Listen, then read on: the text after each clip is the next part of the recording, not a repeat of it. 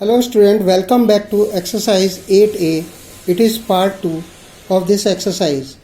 Now question number 6 is, what number must be added to each term of the ratio 9:16 to make the ratio 2:3?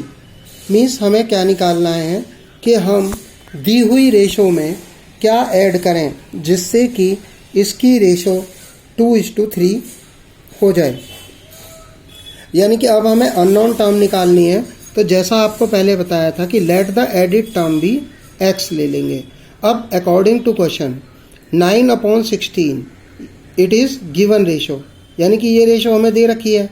अब अगर suppose करो इसमें हम 9 में x add कर दें और 16 में भी x ऐड कर दें, क्योंकि एक ही टर्म ऐड कर सकते हैं, तो दैट इज़ ये रेशो हमारी इक्वल होगी 2/3 के। तो student now cross multiplied it, तो न्यूमरेटर को हम 3 से मल्टीप्लाई करेंगे, दैट इज़ 9 + x को 3 से मल्टीप्लाई करेंगे और 16 + x को 2 से मल्टीप्लाई करेंगे। अब ब्रैकेट्स को ओपन करेंगे तो ये हो जाएगा 3 9 = 27 + 3x equal to 32 + 2x। And now carry variable terms in RHS, in LHS and constant term in RHS। तो like that 2 को हम LHS में ट्रांसपोज करेंगे तो क्या होगा 3x - 2x इक्वल टू 32 - 27, तो दैट इज x = 5।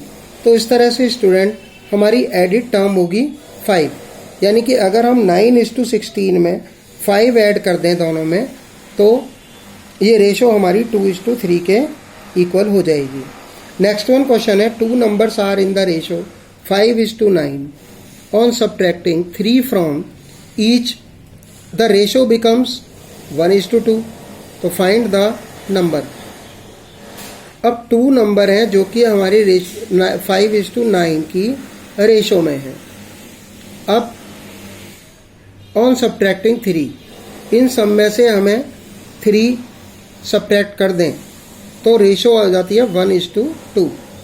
अब नंबर हमारे कौन से हैं, 5x और 9x, तो let the number are 5x and 9x। According to question 5x/9x, और हमें इनमें से 3 सब्ट्रैक्ट करना है, यानी कि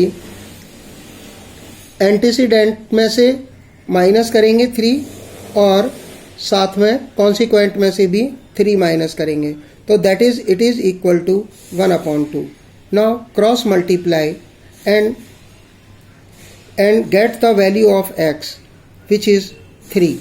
अब नंबर्स कौन से थे, 5x एंड 3x, तो दैट इज 5 को 3 से मल्टीप्लाई कर देंगे, दैट इज 15, और 9x को यानी कि 9 को 3 से मल्टीप्लाई करेंगे क्योंकि x हमारा 3 के इक्वल है, तो दैट इज हो जाएगा 27। तो the numbers are 15 and 27। Student next one question है, the ratio of copper and zinc in an alloy is 9:5 if the weight of the copper in the alloy is 48.6। अगर copper का weight 48.6 gram हो तो find the weight of zinc in the alloy. तो हमें zinc का wait निकालना है किसमें, एलॉय में। What do you mean by alloy? तो स्टूडेंट एलॉय क्या चीज़ होती है, जब हम 2 मेटल को उनके मेल्टिंग पॉइंट तक मेल्ट करके और हम उन दोनों को मिक्स कर देते हैं तो resulting substance is called alloy. तो यानी कि 2 मेटल कौन कौन से, कॉपर और जिंक, यानी कि कॉपर को भी मेल्ट किया, जिंक को भी मेल्ट किया और फिर दोनों को मिला दिया, तो दैट इज एलॉय। अब कॉपर और जिंक की रेशो दे रखी है हमें 9:5। अब हमें निकालना है wait of the copper in alloy is, wait of the copper मतलब कॉपर का वेट है 48.6 ग्राम, तो हमें जिंक का वेट निकालना है। तो स्टूडेंट क्या करेंगे, let the weight of alloy x ग्राम है, क्योंकि हमारे पास वेट नहीं है एलॉय का, तो दैट इज, अब सम ऑफ द रेशो क्या होगा, 9:5 यानी कि टोटल पार्ट हो गए 14। अब नाउ 5/14 और इनटू क्या करेंगे, वेट ऑफ कॉपर हमें दिया हुआ है 48.6 ग्राम और कॉपर का पार्ट कितना है 9, तो दैट इज 14 पार्ट में से 9 पार्ट कॉपर के हैं, तो दैट इज हो गया 9/14 और टोटल पार्ट कितने हैं, टोटल वेट है x, तो यानी कि x से जब हम इसको मल्टीप्लाई करेंगे तो रिजल्ट आएगा हमारा 48.6, क्योंकि ये हमारा किसका पार्ट है, कॉपर का, जो कि हमें दिया हुआ है। तो इस तरह से x की वैल्यू आएगी 75.6 ग्राम। एंड नाउ स्टूडेंट, अब हमें निकालना क्या है, find the weight of zinc. तो अब जिंक के कितने पार्ट हैं, 5। अब 5/14 इंटू, अब टोटल पार्ट कितना है एलॉय का, टोटल वेट है 75.6, तो 5/14 into 75.6 that is 27 gram. So the weight of zinc होगा 27 ग्राम्स।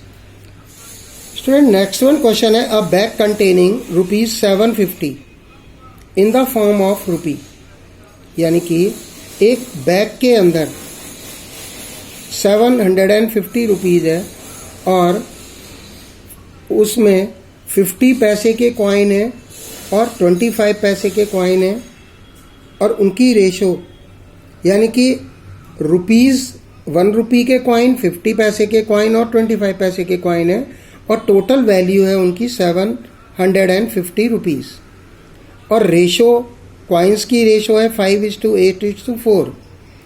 तो now we have to find the coin of each type. अब हम क्या करेंगे कि नंबर ऑफ कॉइन, 50 पैसे के कॉइन्स जो है उनकी वैल्यू अगर हम लेते, नंबर्स लेते हैं, तो नंबर कितने होंगे, तो दैट इज 8x, क्योंकि रुपीज़ की रेशो थी 5:8:4, दैट इज़ पहले हमारा रुपीज़ था, फिर 50 पैसे और फिर 25 पैसे, तो यानी कि 50 पैसे के कॉइन मान लेते हैं हम, तो ये होंगे 8x और 25 पैसे के कॉइन 4x और 100 पैसे, यानी कि 1 रुपीज़ का मतलब क्या हुआ 100 पैसे, तो 100 पैसे के कॉइन्स कितने हैं 5x। अब टोटल अमाउंट कैसे निकालेंगे हम, यानी कि 8x, अब रुपीज़ में दे रखा है, तो यानी कि टोटल पैसे कितने हुए, 50 पैसे के टोटल पैसे कितने बने, दैट इज़ 8x, क्योंकि 8x तो कॉइन है हमारे और 50 पैसे के हैं, तो यानी कि 50 को जब हम 8x से मल्टीप्लाई करेंगे तो क्या आएगा हमारा टोटल मनी, यानी कि अमाउंट मेड बाय 50 पैसा कॉइन, और हम अगर इनके रुपीज़ बनाएंगे तो हमें अपॉन 100 करना पड़ेगा। इसी तरह से 25 पैसे के अगर हम अमाउंट बनाएंगे तो 25 इंटू नंबर ऑफ कॉइन है 4x, तो 25 इंटू 4x और रुपीज़ में कन्वर्ट करेंगे तो अपॉन 100 कर देंगे। अब प्लस रुपीज़ कितने हैं, यानी कि 100 पैसे वाले कॉइन कितने हैं 5x, तो 5x इंटू 100 और इसके भी रुपीज़ बनाएंगे, तो यानी कि क्योंकि हमने पैसे बना दिए थे तो दैट इज़ अपॉन 100 कर देंगे और इसको सॉल्व करेंगे, तो यानी कि अब ये टोटल अमाउंट हमारा किसके इक्वल होगा, ₹750 के, क्योंकि ये भी हम रुपीज़ बना चुके हैं। And now when we solve it, तो दैट इज़ क्या होगा हमारा 10x, यानी कि इन सबको अगर हम सॉल्व करते हैं तो दैट इज़ 4 प्लस इसका हो जाएगा 1, 4x plus 1x plus 5x, तो that is 10x is equal to 750। अब x हो जाएगा 75। अब हम अपने कॉइन निकाल सकते हैं कि number of coin of 1 rupees के 5x थे, जो कि 5 इंटू 75, क्योंकि x की वैल्यू आई 75, तो दैट इज़ 375 रुपीज़ 1 रुपीज़ के कॉइन का अमाउंट हुआ। अब 5 यानी कि 50 पैसे के कॉइन कितने हुए, दैट इज़ वो 8x थे। तो स्टूडेंट यहाँ पर 50 पैसा लिख दो, तो दैट इज़ ये हमारा हो जाएगा 50 यानी कि 8 इंटू एक्स, यानी कि 50 पैसे के कॉइन के नंबर हैं 8 इंटू 75 दैट इज़ 600 और 25 पैसे के कॉइन है 4x, तो that is 4 into 75 that is 300। तो स्टूडेंट इस तरह से हम नंबर ऑफ कॉइन अपने निकाल सकते हैं। And now student next one question है, if x is to Y is equal to 3:4। अब यानी कि इसका क्या मतलब हुआ कि x अपॉन वाई 3/4 के इक्वल है, क्योंकि हमारा क्वेश्चन है कि x इज टू वाई 3/4 है, तो हमें वैल्यू निकालनी है 3x plus 4y is to 5x plus 6y। तो अब x अपॉन वाई की वैल्यू 3/4 है। अब हमें गिवन वैल्यू दे रखी है 3x plus 4y is to 5x plus 6y, यानी कि इसको अपॉन में करके लिखेंगे तो लाइक दैट हमें कुछ इस तरह की इक्वेशन मिलेगी। अब x अपॉन वाई की वैल्यू क्योंकि हमारे पास है, तो हम क्या करेंगे, हर एक टर्म को, एंसीडेंट और कॉन्सिक्वेंट की टर्म को, हर एक टर्म को यानी कि y से डिवाइड कर देंगे। तो दैट इज हो जाएगा 3x upon y plus 4y upon y करेंगे तो y से y कैंसिल हो जाएगा, दैट इज़ 4 हो जाएगा, 4 होगा। और 5x अपॉन वाई तो that is 5x upon y और 6 upon 6y upon y that is 6। तो यानी कि इस तरह की हमें इक्वेशन मिलेगी। अब स्टूडेंट x अपॉन वाई की तो हमारे पास वैल्यू है, दैट इज़ वो कितनी है 3/4। तो इस x अपॉन वाई की जगह पे हम 3/4 रख देंगे, तो दैट इज़ 3 इंटू 3/4 और फिर प्लस 4। इसी तरह से 5 into 3/4 plus 6 and now multiplied it, that is 9/4 plus 4/1 कर देंगे रैशनल नंबर बनाने के लिए, दैट इज़ अपॉन 5 3 जा 15/4 प्लस 6।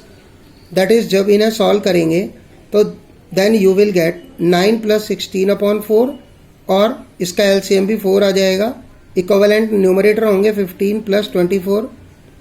एंड नाउ क्योंकि यहाँ पर डिवाइड है तो स्टूडेंट क्या करेंगे कि पहले हम न्यूमरेटर लिखेंगे दैट इज़ 25/4 डिवाइडेड बाय, यानी कि इस टर्म को हम क्या करेंगे डिवाइड में कन्वर्ट कर देंगे और ये हो जाएगा 39/4, यानी कि इसको मल्टीप्लाई करेंगे और नंबर का रेसिप्रोकल करेंगे तो हो जाएगा 4/39, यानी कि हमारी लास्ट आंसर जो है हमारा क्या आएगा 25/39। तो स्टूडेंट इस तरह से जो रेशो है वो 25:39 होगी, जो कि हमें क्वेश्चन में इसकी रेशो निकालनी थी। And now student next one question है हमारा, arrange the following ratio in ascending order. अब असेंडिंग ऑर्डर क्या होता है, पहले छोटा फिर उससे बड़ा फिर उससे बड़ा, इस तरह से जब हम नंबर्स को लिखते हैं तो वो हमारे असेंडिंग नंबर में होते हैं। अब हमें रेशोज़ दे रखी है यहाँ पर, अब हमें इन्हें अरेंज करना है असेंडिंग ऑर्डर में, तो यानी कि 5:6 को हम 5/6 लिख सकते हैं। इसी तरह से 8:9 को 8/9 एंड 11/18 को 11:18 को 11/18 लिख देंगे। अब सभी डिनोमिनेटर्स का एलसीएम निकालेंगे तो ये होगा 36। अब स्टूडेंट 36 यानी कि हमें इन सभी रैशनल नंबर के डिनोमिनेटर्स को सेम करना होगा, तो दैट इज़ यानी कि और वो किसके इक्वल करना होगा एलसीएम के इक्वल। तो 5/6 को जब हम एलसीएम के इस 6 को एलसीएम के इक्वल करेंगे तो क्या करना पड़ेगा, हमें 6 से मल्टीप्लाई करना पड़ेगा। अब जितने से हम डिनोमिनेटर को मल्टीप्लाई कर रहे हैं उतने से ही न्यूमरेटर को भी करना पड़ेगा, तो ये हो जाएगा 30/36। सिमिलरली 8/9 को 9 को 4 से करेंगे तो 8 को भी 4 से करेंगे, तो दैट इज़ 32/36। इसी तरह से 11/18 को जब करेंगे तो दैट इज़ ये हमारा होगा 22/36।